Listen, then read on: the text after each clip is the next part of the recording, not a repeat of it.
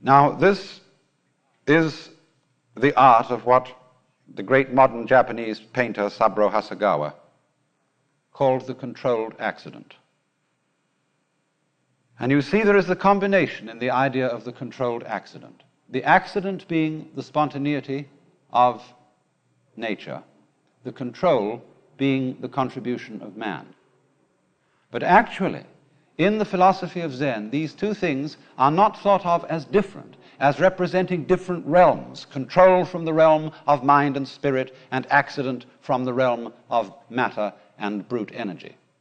They look upon the two as one energy, and therefore the intelligence of man working in nature simply being a more elaborate form, a more complex form of the same forces that are, as I said, shaping the trees and the ferns. Now, the Katsura garden, which I showed you, as I said, was a very elaborate one. And for my taste, the extremely simple gardens that you often find in Zen monasteries are still more marvelous. And there is a particular garden in Kyoto at a temple called Daisen-in, which is a peculiarly magnificent example of this art. These are just a few initial pictures of stone walks in the neighborhood of this garden. And here is a part of the monastery with a monk strolling through it into the garden. These gardens are made primarily of rock and sand, and you see in this painting of Sesshu's, which is shown here, the marvelous feeling for rocks, which inspired both the painter and the gardener. And here, in the garden of Daisen-in, there is created, as it were, a stream, but the stream is made of sand. And the rocks selected for it could well be called living rocks. I think nothing shows the absence of alienation between man and nature more than the Zen artist's treatment of rocks. You see, rocks, minerals, are the part of nature that we think most dead. And here they are shown as most alive.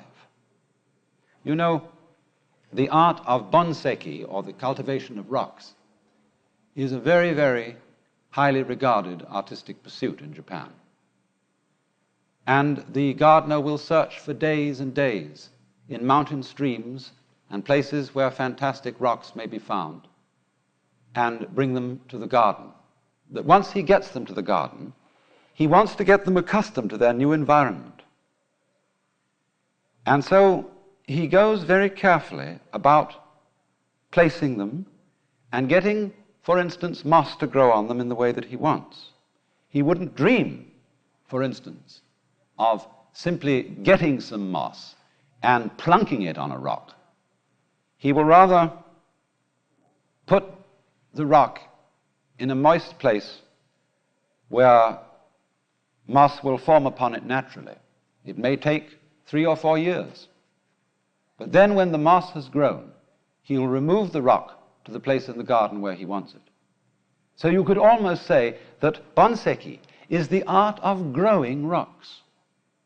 Do you know the Japanese national anthem says something like this: "May our emperor reign 1,000 years, reign 10,000 years, until little stones grow into mighty rocks, thick velveted with ancient moss."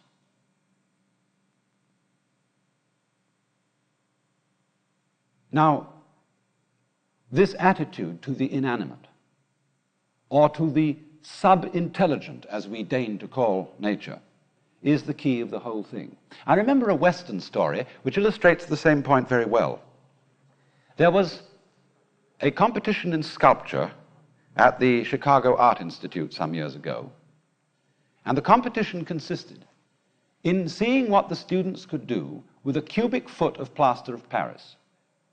Now, can you imagine anything more uninviting than a cubic foot of plaster of Paris, a textureless, white, flat material? And the person who won the competition looked at this object for a long time, utterly unable to decide what it wanted to be. So finally she picked it up and flung it on the floor. And this mashed it up and put all sorts of cracks through it and odd, jagged edges. Then she looked at it again. And now, because it had some texture to it, she could look into it and see what that plaster block wanted to become. You know, it's rather the same way, perhaps when you're lying in bed early in the morning and roving your eyes over cracks and blotches on the ceiling or patterns in a cretonne curtain, and you begin to see figures in them that were not put there intentionally. And in this way, the rough surface that has come there by nature begins to suggest ideas which you take up and develop. And this faculty, which we call eidetic vision, is what the gardener and the artist, the rock artist, inspired by Zen, employs. Now, what about the dwellings that are put near these gardens? Here, too, man does not put up buildings which make him look a stranger in his environment.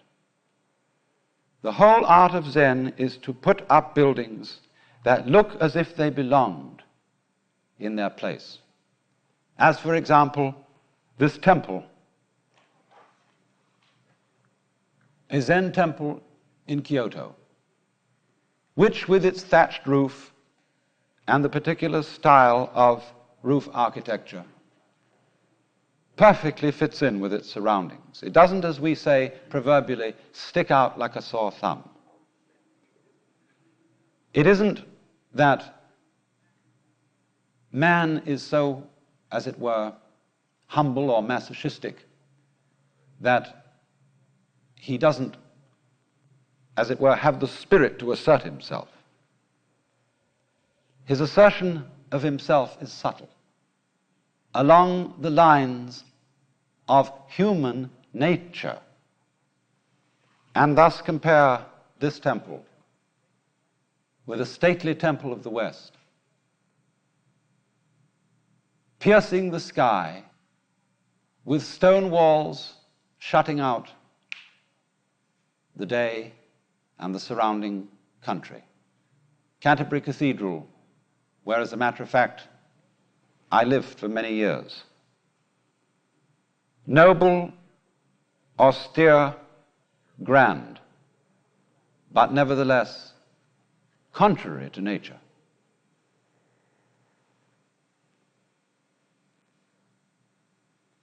Here is the interior of a temple tea room, and I want you particularly to notice the marvelous use of emptiness in this kind of architecture.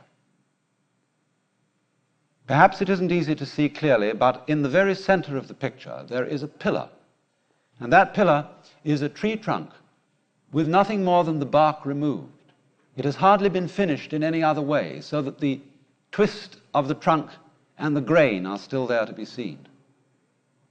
And the feeling for emptiness that you find very prominently in this kind of architecture is also a major feature of Chinese and Japanese painting, as in this particular example, where you can see that the summer house and the pine tree at the bottom right are balanced against a vast area of space in the top of the picture and over to the left. Now, the point of this use of space is not that it's simply background. I mean, if you take a sheet of white paper and you draw a figure bang in the middle of it, the rest of the white paper simply serves as background. But space in Far Eastern painting and gardening is intended to be part of the composition. Not something as in this Ryoanji garden, which shows off the rocks, but together with the rocks constitutes the area. And this philosophy of space, again, is connected with Zen, because very often in Zen it is said, this universe of form is fundamentally emptiness, or all things come out of emptiness. And this doesn't mean a kind of philosophy of nihilism. but the idea that emptiness is creative. In just the same way, when a small boy is confronted with a vast white wall, he seems to be drawn irresistibly to take a piece of charcoal or something, or a crayon, and make marks on it. Nothing is more fertile than emptiness. And so you see in these Japanese interiors, there is a feeling of total freedom from clutter. These houses very largely dispense with furniture.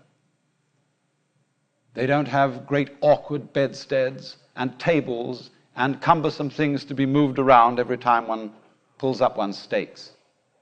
You sleep on the floor with quilts thrown down that can be rolled up and put in closets during the day, and so have your bedroom space free for other things. And I think the point of this is that,